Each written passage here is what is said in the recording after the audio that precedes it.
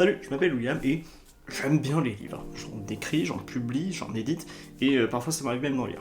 Et tous les mois je reviens sur mes lectures dans ces petites vidéos et j'essaie de trouver des leçons d'écriture à en tirer.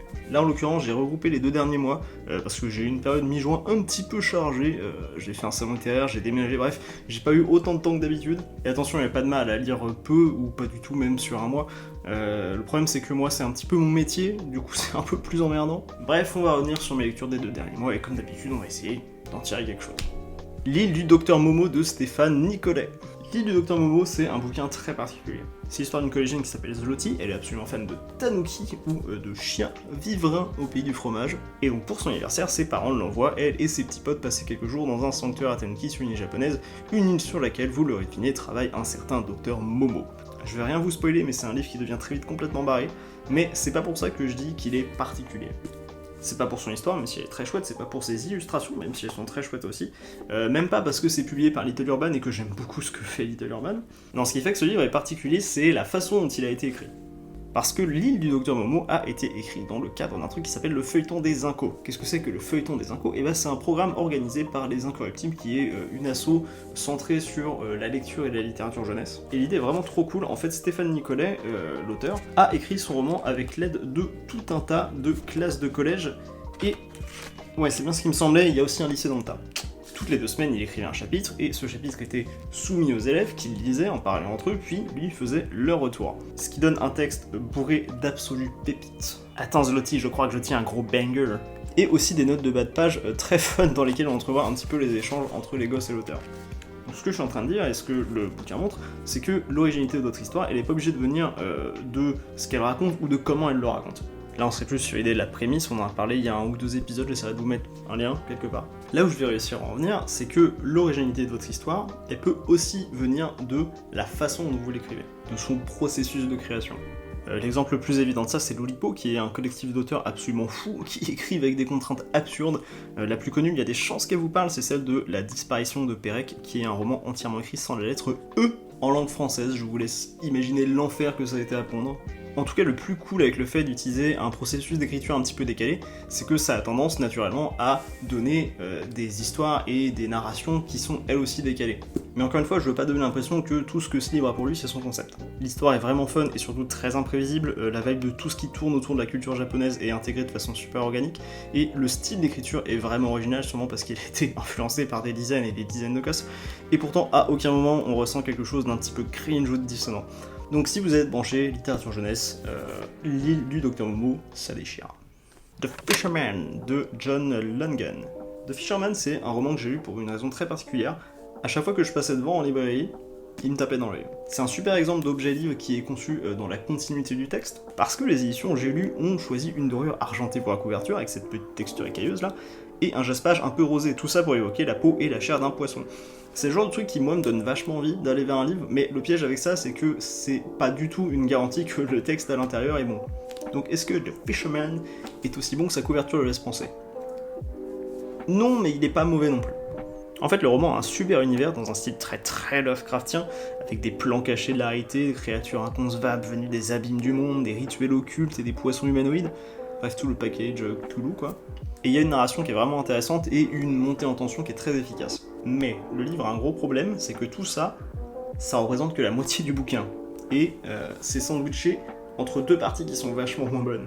Et ça bousille complètement le rythme de l'histoire.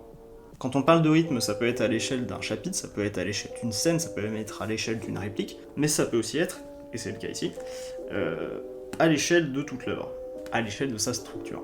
Et quelle que soit l'échelle, en général, le rythme d'un truc narré suit plus ou moins cette forme-là.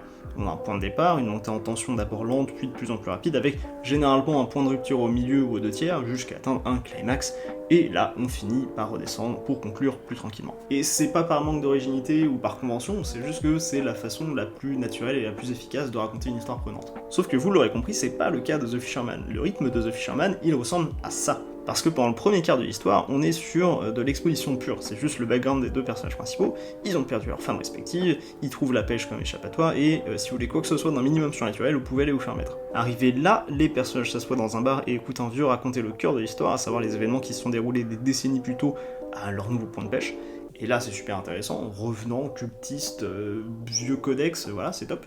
Et là, on reprend la première histoire où on l'a laissée et on rattache petit à petit tout ça à l'univers Lovecraftien qu'on a découvert au milieu du bouquin pour finir sur un climax franchement moins efficace que celui du cœur du récit. Et rien qu'à la façon dont je galère à vous raconter tout ça, je pense que vous comprenez à peu près que c'est un bordel monstre. Bref, gérer le rythme d'une histoire, ça passe par gérer sa tension. Et gérer sa tension, ça passe par gérer sa structure. C'est comme des montagnes russes. Si vous restez à plat tout du long, vous allez vous faire chier. Mais si vous faites des angles à 90 degrés, vous allez vous péter la nuque. Donc le but du jeu, c'est de créer des courbes suffisamment sèches pour que le lecteur s'amuse, mais pas trop non plus pour qu'il vous reste toujours un lecteur dans le wagon à la fin. Je ne suis pas un ingénieur de parc d'attractions, ne suivez pas mes conseils pour construire vos montagnes russes. Ryo and the Electric Doll de Shimazaki Mujiyoshi et Kuro Imoi. Plein de bonnes choses à dire sur Ryo, c'est un manga qui a commencé à apparaître en France il y a 2 ans, et ça raconte les aventures de la jeune Ryo qui se balade dans un monde steampunk avec une androïde du nom de Ange.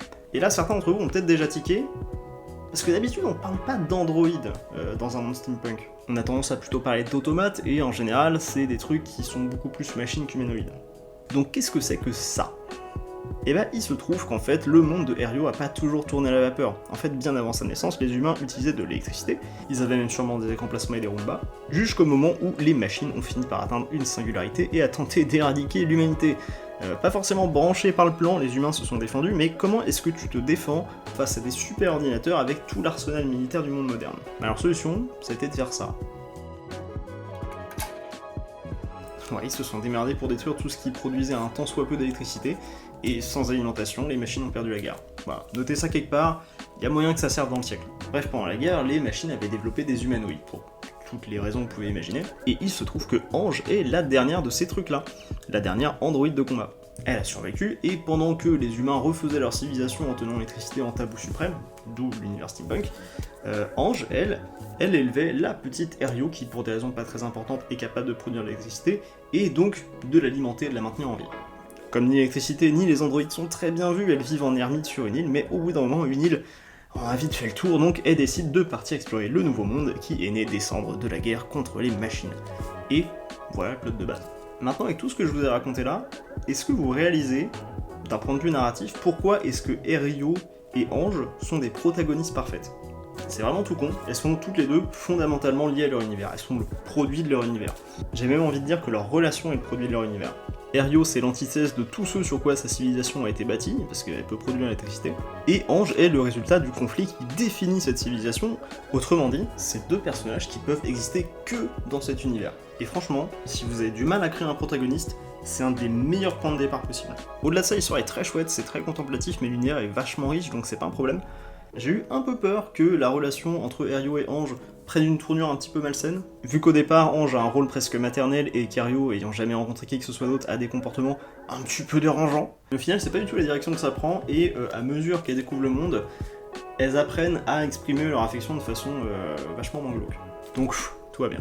Oh, et le dessin est vraiment joli. Ok, petite parenthèse, Kuro Imori en est pas à son coup d'essai, il a déjà dessiné pour d'autres mangas, mais il se trouve qu'il a aussi dessiné pour le TCG Pokémon, la version physique, et la version sur portable, à laquelle je suis très légèrement addict. Et il a illustré certaines de mes cartes préférées.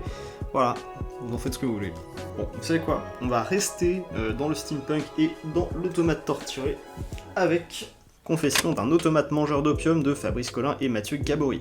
Alors lui, ça fait une éternité qu'il était dans ma pile à lire, genre 4-5 ans. Il faut savoir que j'ai un gros faible pour les livres avec un titre alambiqué. Typiquement, les androïdes rêvent-ils de moutons électriques ? Ça, c'est... Mais alors de quoi ça parle Confession d'un automate mangeur d'opium ? C'est un roman qui se déroule dans un univers steampunk avec une grosse influence victorienne, ce qui est assez commun pour les univers steampunk.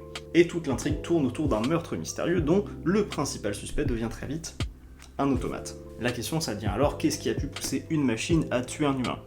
Et où est-ce qu'elle est maintenant ? Et comment est-ce qu'on peut l'arrêter ? Mais surtout, qu'est-ce qui a pu pousser une machine à tuer un humain ?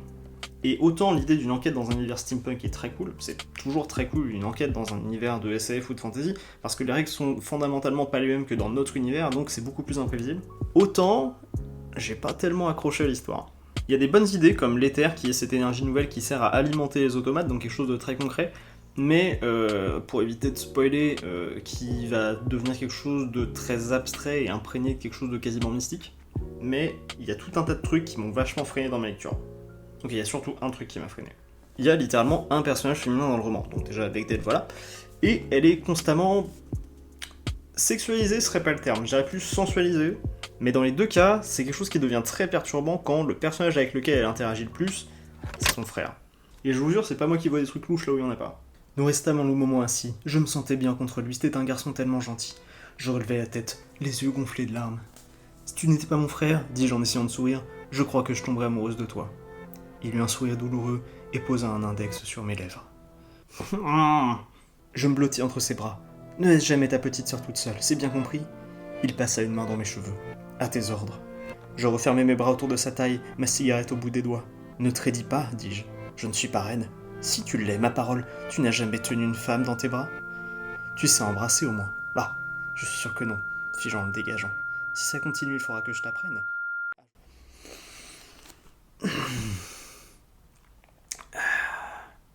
C'était éprouvant. Voilà, donc je sais pas si les auteurs, tous les deux masculins, ont une relation très étrange avec leur sœur, ou s'ils sont juste très maladroits pour écrire une relation fraternelle, mais c'est quelque chose de difficile à ignorer. Et ça m'emmerde, parce que j'ai pour principe de toujours aller au bout d'une œuvre. Je suis le mec qui a regardé les 5 films Twilight juste pour qu'on puisse pas l'accuser de critiquer à l'aveugle. Et vous savez quoi? Je l'ai enfin trouvé. Ça, c'est une pire histoire d'amour que Twilight. Du coup, j'ai poussé jusqu'au 3/4, 4/5e du bouquin, jusqu'à finalement en parler avec ma copine pour qu'elle me dise arrête de le lire. Et ça m'a retourné le cerveau, parce que dans ma tête, c'était même pas une possibilité. Vous savez quoi? Une fois n'est pas coutume, on va tirer une leçon de ce livre, pas en tant qu'auteur, on va en tirer une en tant que lecteur. Ne pas finir un livre, c'est ok. S'il y a de l'inceste dedans. Ou quoi que ce soit qui vous mette mal à l'aise, en fait. Ok, peut-être pas tout ce qui vous met mal à l'aise, parce que si vous êtes mis mal à l'aise par la critique de l'autoritarisme et que ça vous pousse à reposer 1984, c'est peut-être que vous avez vraiment besoin de lire 1984. Mais ouais, au moins l'inceste, ça me paraît être une bonne base. Et franchement, si vous m'aviez dit que de ces deux livres, celui qui allait être le plus border, ça allait être celui-là, je sais pas si j'y aurais cru. Battlestar Botanica de Hélène Lenoir. C'est pas pour rien que je l'ai gardé pour la fin, celui-là. Est-ce que vous savez ce que c'est le pire cauchemar d'un auteur? Il y a 3 mois de ça, j'ai publié mon premier livre, ça s'appelle Odyssée, et ça raconte les aventures d'une jeune exploratrice spatiale qui se balade de planète en planète sur son vaisseau avec tout son équipage. C'est découpé en épisodes qui sont liés par un fil rouge, et d'épisode en épisode on découvre tout un univers qui est rempli de personnages, de lieux et de créatures haut en couleur. Bref, je commence à faire la promo du bouquin, et ça implique notamment de proposer le livre à des libraires pour qu'ils puissent se faire un avis dessus, décider s'ils veulent le commander pour le mettre en rayon, et éventuellement le recommander. Et un de ces libraires, on va l'appeler Thibaut, parce que c'est son nom. Thibaut, si tu nous regardes, bonjour. Thibaut me dit, il est très cool ton bouquin, je suis chaud pour le mettre en rayon, et tiens c'est marrant, j'ai retrouvé pas mal de Battlestar Botanica. Et là, à moi de répondre, Battlestar Botanica. Ok, je ne connais pas, mais je serais très branché de découvrir. Donc 1 ou 2 semaines plus tard, j'ouvre le livre, et la première chose que je vois, c'est ça. Épisode 1. Et là, mon cœur fait un... Parce que j'ai déjà vu sur la couverture qu'il y avait une ado, une créature insectoïde et un oiseau. Et je m'étais dit, ah effectivement, Thibaut a raison, il y a des similarités, puisque dans son équipage, Odyssée a elle aussi une créature insectoïde et des créatures un petit peu typées oiseaux. Et je m'étais dit que ça s'arrêtait sûrement là, parce qu'il y a Botanica dans le titre, et que il n'y a pas trop de botanique dans mon roman, donc je m'étais dit, on est bon. Sauf qu'en progressant dans l'histoire, je découvre que les similarités s'arrêtent pas là. L'héroïne principale a une relation compliquée avec sa mère, qui est une capitaine de grande renommée, check. Il y a un accent qui est mis sur les langages des différentes espèces, check. La race des aliens typés oiseaux a une culture très protocolaire, check. Et donc, plus j'avance dans le livre, plus je sens monter une angoisse que vous pouvez commencer à imaginer que si vous avez passé des semaines à préparer un exposé et que l'élève qui passe juste avant vous passe sur l'exact même sujet. Battlestar Botanica est sorti il y a 3 ans. Ce qui veut dire que même si Hélène et moi on s'est jamais rencontrés et que ni l'un ni l'autre on était au courant de l'œuvre de l'autre, c'est moi qui suis arrivé en deuxième. Donc c'est moi qui suis dans la merde si quelqu'un regarde les 2 bouquins et fait y a un truc là. Donc autant vous dire que c'était une lecture très stressante. Mais une lecture que j'ai poursuivie, et vous savez quoi, j'en suis très content. Uno, parce que c'est un très bon bouquin, et Deuxio, parce que ça m'a rassuré. Parce que si en apparence Odyssée et Battlestar Botanica ont beaucoup en commun, en réalité il suffit de regarder sous le capot, ou l'équivalent d'un capot sur un vaisseau spatial, on va dire la porte de la salle des machines, pour se rendre compte que sur le fond, c'est 2 œuvres très différentes. Le public cible n'est pas du tout le même. Le livre d'Hélène, il est orienté vers du young adulte, fin d'ado, alors que le mien est plus taillé pour du 10-12 ans. La narration n'est pas la même, d'un côté on est du point de vue des membres de l'équipage et de l'autre on est sur quelque chose de beaucoup plus omniscient. Et surtout, et c'est le plus important, d'une œuvre à l'autre, les thématiques et les personnages sont à des années-lumière. Puisque chez Hélène, on est plus sur l'idée de naviguer un système géopolitique, alors que dans Odyssée, ce qui est au centre de l'histoire, c'est le voyage, les lieux que l'équipage découvre et ce qu'ils y trouvent. En réalité, je pense que ce qui s'est passé, c'est qu'Hélène et moi, on doit avoir des sources d'inspiration qui sont vachement similaires. Mais au niveau de ce qu'on fait de ces inspirations, on a vraiment chacun notre univers. Et c'est d'autant plus cool de voir le résultat auquel quelqu'un d'autre arrive avec les mêmes éléments de départ. Donc Hélène, si jamais tu passes par Angers, tu me préviens, je t'offre le café et on aura sûrement plein de trucs sympas à se raconter. Et voilà pour les lectures de mai et juin.